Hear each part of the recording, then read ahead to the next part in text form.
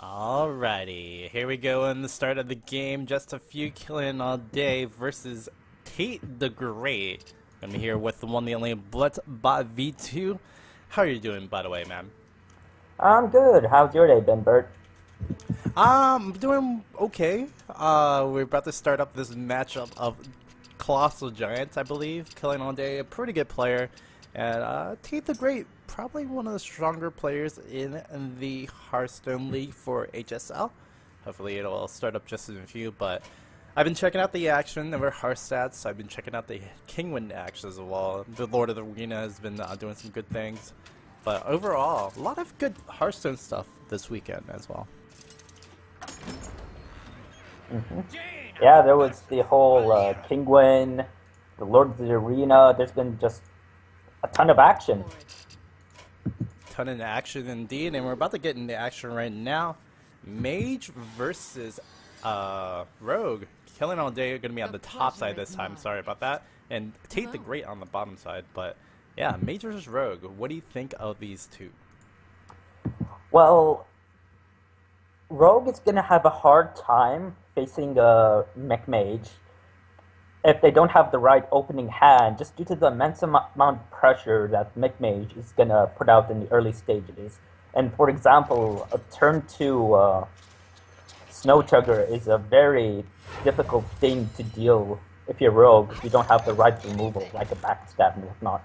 But if Rogue can just hang on towards the mid game, then they can do like a turn with Blade Flurry and Tinker's Oil for like 25 damage in a turn, and like end the game right there. Yep, the Tinker's Sharp Sword Oil has been a great addition from GVG onto the Rogue, and it's, well, climbed them up to the tier 1 status. Before, we had the unfortunate demise of wow, can't remember the card anymore because no one plays it. But Gadgetzan Auctioneer? Yeah, Gadgetzan Auctioneer. And now we have Tinker's Sharp Sword Oil on top of Sprint. A lot of good draw mechanics still, per se. Not as broken as it was with Gadgetzan Auctioneer, though. As we do see it drawn up. The problem with Auctioneer wasn't that it was sort of overpowered before GDG. Blizzard just wanted to preemptively nerf it because they probably foresaw or did some internal testing with GDG that with the spare parts, that Miracle Rogue would probably be too good with the 5-mana Auctioneer. As we do see a mirror entity coming in play, that means that the 4/4 can be copied up. Preparation Eviscerate actually coming out to the Mechanical Yeti. Gonna smash down with that Vis on top of the spell power. Bird. I think I might have to refresh my client due to the fact that I'm stuck on turn 2. Okay, no problem. So we just see a Frostball going to be coming out and hitting the Oil Rogue, no problem. And Noitron going to be coming into play as well for T8DGR8. And it's going to hit in with the Azure Drake. So really good copy of the mirror entity coming up from the Azure Drake. It's unfortunate that Rogue can't really play around secrets, and it's been a common thing with Rogues. They can't really play around the Hunter or the Mage, and the Mech Mage was definitely a great blind pick for T8DGR8. All right. Back in. Sorry, go ahead. Yeah, Mirror Entity is a very, very difficult secret for Rogue to play around because all their creatures, excepting for South Sea Deckhand, is just sort of good value for the Mirror Entity if they get it off a Mad Scientist. Because they're all either Azure Drake or Violet Teacher or the SI7 Agent or the Healbots or the Earthen Ring Farseer, which will all be able to either allow the mage to establish a dominating board presence or clear off the rogue's board.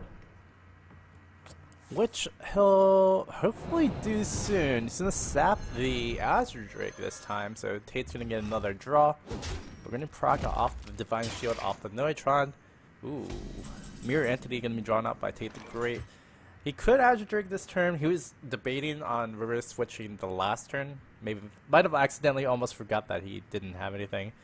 He's Thinking about playing the Mad Scientist, but I'm pretty sure this version of Mech Rage doesn't have any more secrets after the second mirror. Yeah, I'd like to see the Azure Drake being dropped. You know, just to, you know, pick up another draw and go through the deck, maybe look for that Dr. Boom or that Antonidas. Speaking of Dr. Boom, we see Killinallday drop his own. Oh, I've seen a good. I've seen a lot of Oil Rogue decks just run Dr. Boom because he's such a problematic minion to deal with. Because you get him on the board, and even if they get rid of the 7/7 body, you still have the Boom bots, which can easily, with the right amount of luck, clear out the opponent's board. We can see Tate do something pretty special with the reversing switch, but he's probably just gonna play Mirror Entity, yeah, and then just go ahead and go face. This is kind of dangerous because Killinallday doesn't. I mean, he really cycled through a few cards, but doesn't know that there's a lot of bursts coming out from Killinallday. So Tate the Great, although playing that secret, might actually be close to dead already. Oh yeah, we see the 2 deadly poisons and the Tinker Sharpsword Oreo. That's gonna be a lot of damage coming out from Killinallday, provided he gets something that doesn't die to the Mage Pink. Could have just gone all in, but he just wants to save it up, so he's going to play it off for a little bit longer. He does have Mirror Entity, probably. He's thinking Mirror Entity, especially since of this Mech Mage. And he's going to just try to play it slow. Rusty Horn is going to go on to the 4/4, the Tinkertown Technician. Would you have held off on the 1 cost mana just because you might be running Antonidas, or I mean, we don't know the decks of the players, but I'm guessing that would be a thing to hold off to. The problem here is that I've seen Oil Rogues run 2 Southsea deckhands, and especially if he has a prep in hand. Like, because from Tate the Great, he doesn't know what's in Killinallday's hand. Right. He doesn't really know that he's simply a prep and a Blade Flurry away from being nearly dead. So he's going to play it very safe and methodical. Not surprising to see that. He's looking to time me 1/1/1, so he can try to take care of this. I'd rather have a little bit more fruitfully. Yeah, I'd rather not seen that. But ooh, goes for aggression right here. Wow, the RNG going to be coming in play. Boombot going to take down 2 for 1 pretty much over there. SI Agent going to go face or onto 2/2. He's thinking, and he's going to clear out board, but a lot of pressure is going to be gone from Killinallday's hand. This guy's toast. I'd rather have seen the Deadly Poison and then to hit the Tinkertown Technician with your 5/2 weapon. Then you could play the SI7, bring Time Rewinder, bring him again, and then use the Boombox to clear off the rest of the board.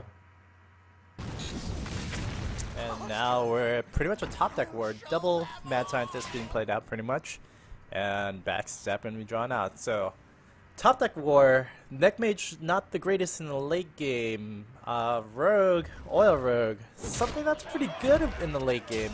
Just hasn't had the draw yet. 1 sprint away pretty much for Killinallday to try to come back and finish this one out.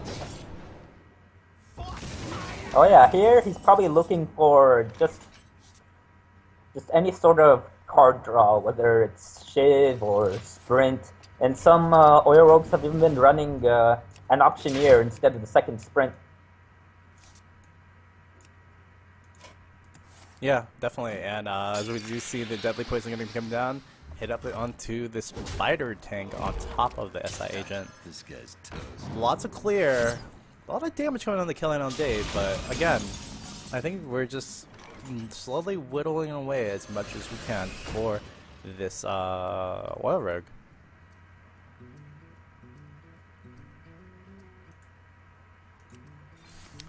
As we do see the reversing switch actually being used on Tate the Great's 3/4. Oh, I don't know. Was that the right decision, maybe?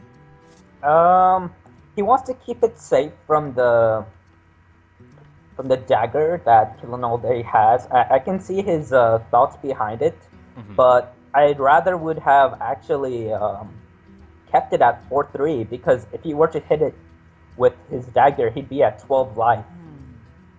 And yeah, that would put him in just in range of 2 fireballs. And also that spare part would have been very useful for Antonidas. Definitely. And yeah, we did see a fireball go down earlier to take out Dr. Boom, but that's still close to what you need for lethal. It's unfortunate that we're gonna see Killinallday actually hit the Tinker Sharp Sword on. Gets a 3-2 instead. He's at 13 health, mind you, and he's just a few points away with lethal, so yeah, we're gonna lose out on one spell, but as long as the mage keep up on the pressure, it could work out for them. Gonna trade out over there onto the SI agent and ping it off into the hero. Yeah, really interesting play coming up from both players. Both of them are gonna be on the one board. It's gonna be dangerous for T8 the Great. I'd rather have seen Tate go face instead of trading because both Tinker Oils were used. So since he could just race Killinallday faster. As he is now going to go straight to the face. We have a 5-4 Goblin Battle Mage going to be coming into play. Unfortunately, it was not enough for Killinallday. He has to trade into the 5-4 for sure, but he's looking quite dead soon. He needs to save off some health. He hasn't drawn into any sprints, I believe, so that's very unfortunate for the Oil Road. Due to the presence, the Edwin Van Cleef, I think this deck actually might run Auctioneers instead of sprints. Because yeah, the Edwin's not a usual card in the regular Oil Rogues, correct? A lot of them have been running it just to put, they bring him out early as a sort of 6-6 body. Prep Fan of Lives play turn 3, which is very useful against decks such as Super Aggro or Face Hunter. But otherwise, I think this game is pretty much closed out. Maybe. Phantom Knight's gonna save him up for one more turn. Edwin's probably gonna go trade into the 2-2. And yeah, double Valid Teacher doesn't really mean too much. With the Paladin Shredder gonna come down. Does have a sap. But there's also some other kill spells. I don't think a Frostbolt's been used too much lately, and I haven't seen the second Fireball, so there's a lot of cards T8 the Great can use. It's double Violet Teacher.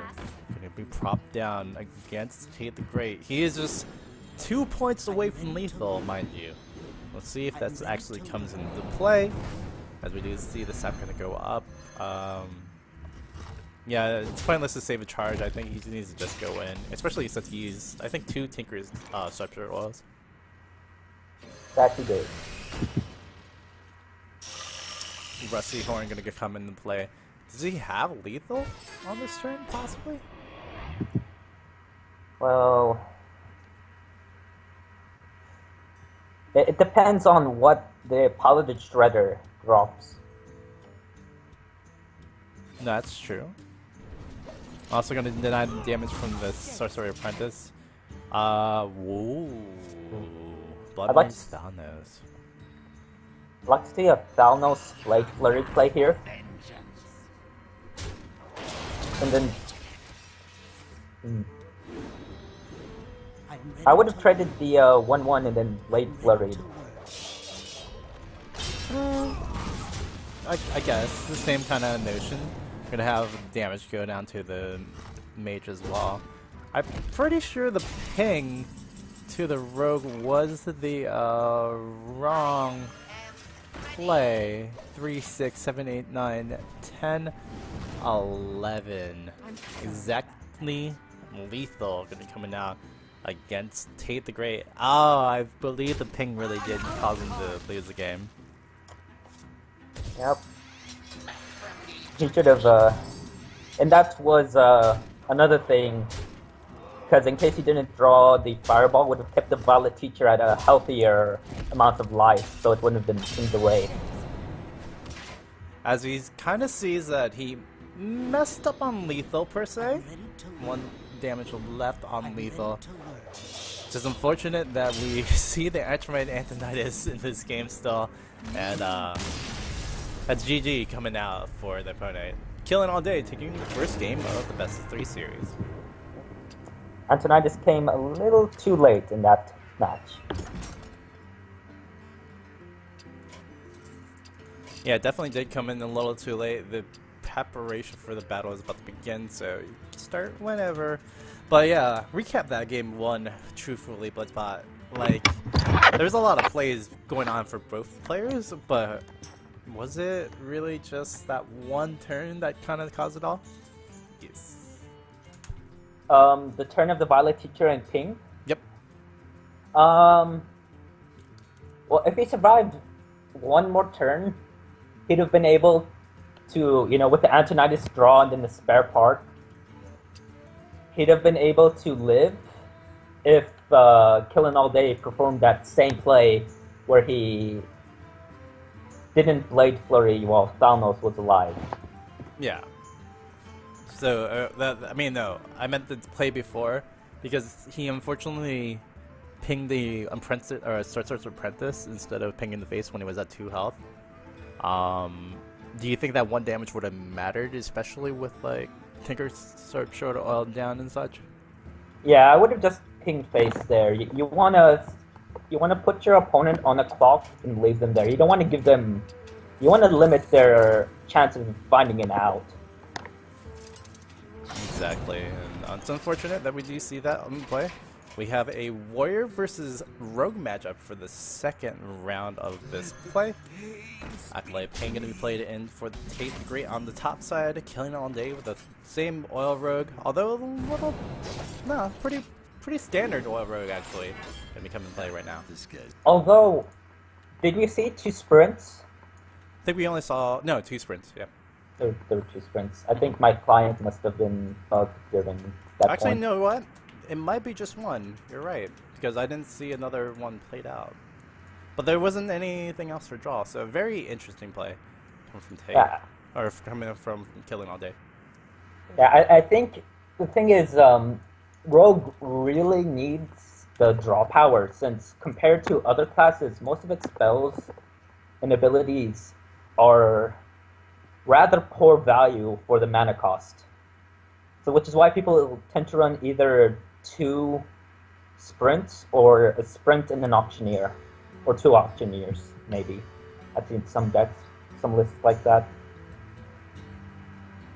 I see that, and I raised you. Is Auctioneer an actual playable card in this meta right now, especially with Face Hunter and all that stuff coming into play? Oh, it's definitely it's still a great card. Even though the 1-mana nerf prevents things such as turn 6 Auctioneer Conceal, but with everybody playing Mech Mage and all the spare parts from the Mechanical Yeti, that just makes Auctioneer an even better card. Definitely agree, and as everything's going down, my client just bugged, lovely. Coin and Van Cleef on top of a big play that came out from the Violent Teacher. So big board, and a big, I think, Brawl about to come into play. Oh yeah, or possibly just the Whirlwind BGH. Mm-hmm.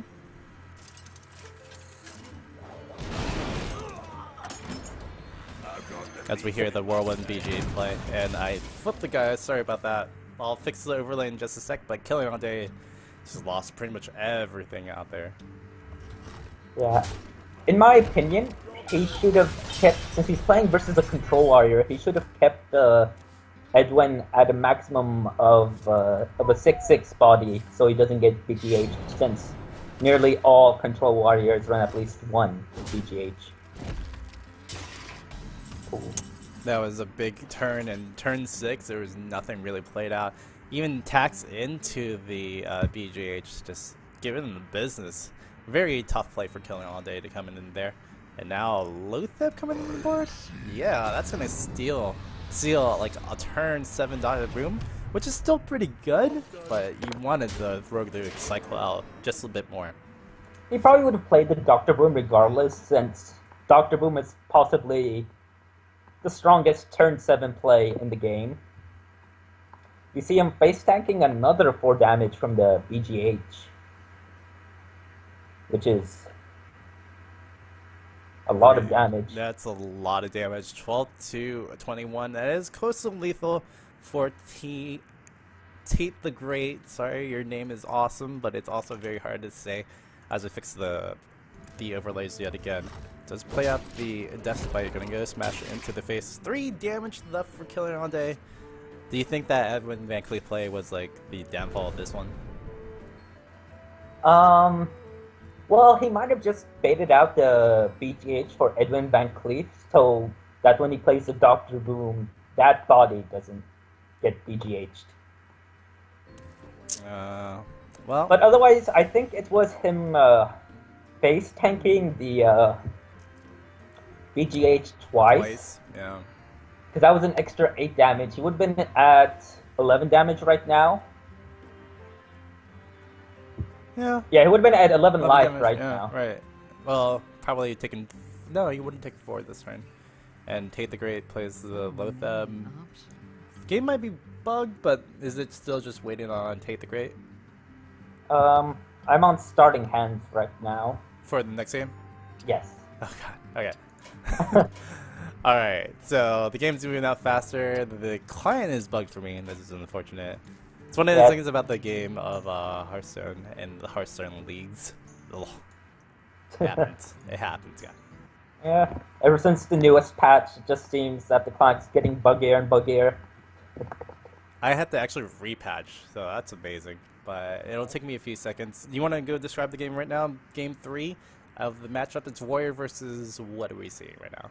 We see a Druid here. A mech Druid, surprisingly. We have a Noyatron turn 2 play and a Tinkertown Technician in hand. Tate the Great is still playing Warrior, and he has a sort of very slow and very reactive hand with a Black Knight, Shield Slide, Execute, Big Game Hunter, and Harrison. The Harrison will be rather useless in this matchup due to the fact that Druids don't turn weapons unless they have Blintron.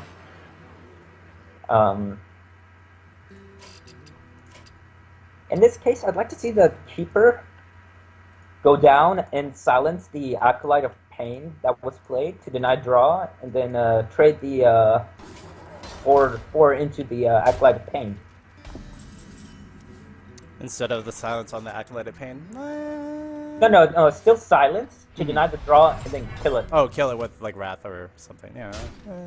No, with the 4/4. Oh, the Tinkertown. Yeah. Cool, well, that was unfortunate. The deny draw is still pretty good for Tate the Great off of that one. Killinallday has a pretty strong mech Druid hand board, whatever you want to call it. Popularized by a few streamers. The last time I saw it was Raynan actually running it, so he kind of casually just got to Legend with it, and it's a pretty strong deck. Very surprisingly, that's pretty much what you want to look for. I've seen a lot of people run Anodized Bear Cubs in their deck, which I feel is a mistake because, you know, it could be a 2/3 or a 3/2 for the 2 mana with taunt. I feel Anoitron is just a much better choice for that slot since the Anodized Bear Cub just dies too easily and doesn't really... It's not as much of a annoying and sticky target as, say, Anoitron. As my game crashes again, and I agree. I've been debating with mechanized what is it called? The Cub? Anodized Bear Cub. Anodized Bear Cub, and it's pretty good in the situations where you're just like super ahead, but when you're like super behind, you do not want that card at all. So, what can you do? It's a 2-slot minion that Druid doesn't really have, but it's not the best of the 2-slot ones. And I agree, Noitron is so much better, which Killinallday has been playing. Still has board presence. This is kind of scary for Tate the Great. He's getting pretty low. Don't know how many combos you run in this deck. Probably just one, if ever. And very, very scared for Tate the Great at the moment. Yeah, running one combo is always good in a Druid deck because it just it's 14 damage on an empty board, and it just provides, you know, a ton of damage to close off the game versus your opponent. I'm still having problems with killing all day with the cards. I don't see what he drew. But he's He drew looking a like, Druid of a Claw. yeah, and he's gonna play the Druid of Claw, I believe. And he freezes up the Sylvanas and just goes from there. As I have to rejoin the game. Go ahead. Taste the Great drew a Sludge Vulture, which saves him for now, unless. Ooh, there's the Force of Nature. Is that lethal though? Force of Nature gonna be drawn out. Don't think that's lethal, but he can definitely pressure it with a swipe on top of trading in Tinkertown. Put him down to about 6 or 7 health, correct? My client just. Your client just crashed. My client just crashed. Blizzard, please. Thanks for sponsoring us, by the way. But yeah, it's looking pretty grim for the Warrior players still, even though the Sylvanas is still up. Do let me know if they kind of crush right through. It looks like they're just holding off for now, but we don't know at the moment. Killinallday having a little bit of problems. It's looking like Killinallday is actually having DC problems, and it looks like he might have just DC'd. Yeah, he was at 8 mana, so he could have Hero Powered and Force of Nature. Trade the Piloted Shredder, then one of the Treants, and then that would have been lethal this turn. Yeah, he probably could have, but he DC'd. It looks like that's why he was boat spamming. And Killinallday is WTFing because he can't do anything at the moment. I don't actually know about the rules for disconnects and such for the Hearthstones, so Evan is probably going to have to answer that for Killinallday. Oh, T8DGR8 being a nice gestured man. Gonna go end the turn, but can't. Killinallday can't still do anything right now. Yeah.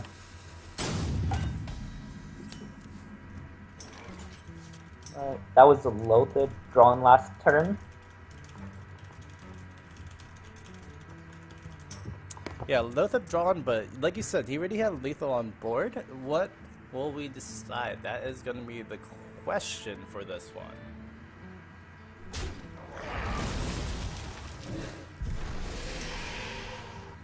Okay, I relogged. It should be better now. Yeah, but we do have already seen action, and board state already moved up in a way.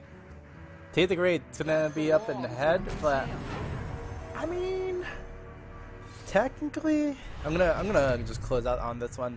Technically, Killinallday has an advantage. What's gonna be the challenge for this one? As we see, RNG is gonna be in the play, although you didn't see it on the score. Yep, Doomsayer dropped off from a. Oh, Killinallday is back. I guess we're gonna play on. The No. Doomsayer was quite lucky, I would say, though. Very lucky. It takes a lot of skill to be that lucky. Wow. As we do see the Black Knight gonna be coming in. We do have Cruel Taskmaster gonna go on to the Loatheb on top of a big game hunter. Smart plays coming out from T8DGR8. Although it was an interesting kind of moment, will it be enough to save him out? Probably gonna be Dr. Boom coming in play for Killinallday on top of the Wild Growth maybe, or you might want to try it out. Yeah, I'd cycle Wild Growth and play Dr. Boom, and then since he already played his BGH, that means he needs to have a Brawl or a Shield Slam or an Execute, something in that order. He hasn't shown any executes. He did use up the Shield Slam pretty early. Dr. Boom is going to come out, and we do have combo on in the hand of Killinallday, so that's kind of scary. Acolyte of Pain going to be played out. Is it Black Knight time? Yeah, I feel it's Black Knight time. You want to deal with the Dr. Boom now. Unfortunately, the most efficient way will be with the Loatheb trade, or not the Loatheb, the Sludge Vulture trade, and I think that's going to be game for him either way. Yeah, I would have traded one of the the Cruel Taskmaster into one of the boom bots, just for a little bit of protection. But with combo here, it's pretty much game. As we do see Killinallday giving another card to his opponent before the end of all things. Does he DC again? That's the possibility? No, it's not gonna happen. T8 the Great gonna take the loss for this one. Congrats to Killinallday taking game. That's 3 of the best of 3 match.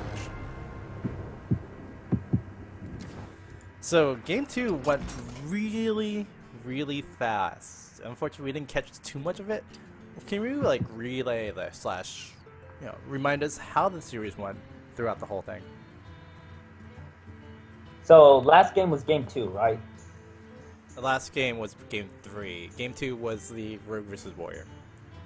Game 2 was the Rogue versus Warrior. Oh yes. Excuse me. Yeah, the first game was the Mech Mage versus Rogue.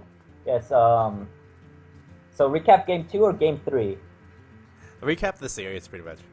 Okay, so the first game was generally the Rogue deck was not able to temper the aggression of the Mech Mage, and because of that. But then later on, basically the Rogue was just able to just barely make it out alive by the end of the game in order to defeat the Mech Mage, who had run out of steam. The second game, Rogue is a very, very difficult matchup against Warrior. It's like an 80-20 matchup, right? Warrior is like super ahead usually, right? I think most people, and like most high-level people that I talk to, agree that it's like 90 or 95-5 right. for the Warrior. It's right. It's an almost impossible matchup for the Rogue to win, unless they run something like Assassin's Blade in order to get into extra damage. Mm-hmm. But the thing is, nearly all Control Warriors run Harrison Jones, so if they play that Assassin's Blade too early, then the Harrison Jones comes down, and all that mana investment and card investment into the Assassin's Blade is just removed. Yeah, it definitely was. It wasn't an Assassin's Blade, but it was an overcommitment to the board off of a Valid Teacher and the Edwin Van Cleef. Edwin Van Cleef. It was just way much. Although it was just cleared up pretty easily from the Warrior, it would just turn tide from there, and you can really do anything from that one. Yeah, the Rogue just lost so much tempo, and the Loatheb on for Killinallday's turn 7 just basically removed all chances of him being able to deal with the board or refill his hand. Albeit, he made some questionable decisions in that game. Game number 3, the final one. What happened for Killinallday to keep that one up? Well, generally, Druid has a very favorable matchup versus Warrior due to the fact that in the deck, you're innately running 2 silences. So you can deny, the card draw from Acolyte of Pain, or, you can deny the random mind control effect from Sylvanas. There's also the fact that you can ramp up so quickly, and the Warrior wouldn't be able to deal with your minions since, you have a 4/6 Druid to claw out by turn 4. And the Warrior has to expend an Execute or a Shield Slam in order to deal with it. But then how do they deal with your later minions, such as a Dr. Boom or an Ancient of Lore and whatnot? And then combo is just so difficult for Warriors to play around because generally the only taunts they run are Sludge Belchers. But as we saw before, if the Druid has any sort of board, they'll be able to get through Sludge Belchers very easily. Exactly, and with the combo at the end, Siga sealed the deal. Technically, without the DCs, I think Killinallday would have had it either way. But yeah, he had it on turn 8 with the Hero Power Force of Nature play. Right, so it was just unfortunate that we had DCs, but Killen still going to be able to take up the match. We're about to get in the match number 2 today, which will involve Sniper T16 or Cypher T versus Retribution in just a few minutes. Again, shout out to our sponsors Twitch, Rocket, MSI, Newegg, Blizzard, and Jinx for helping out sponsor out the High School Star League Season 2 2015 spring semester. We'll be right back in few for the games.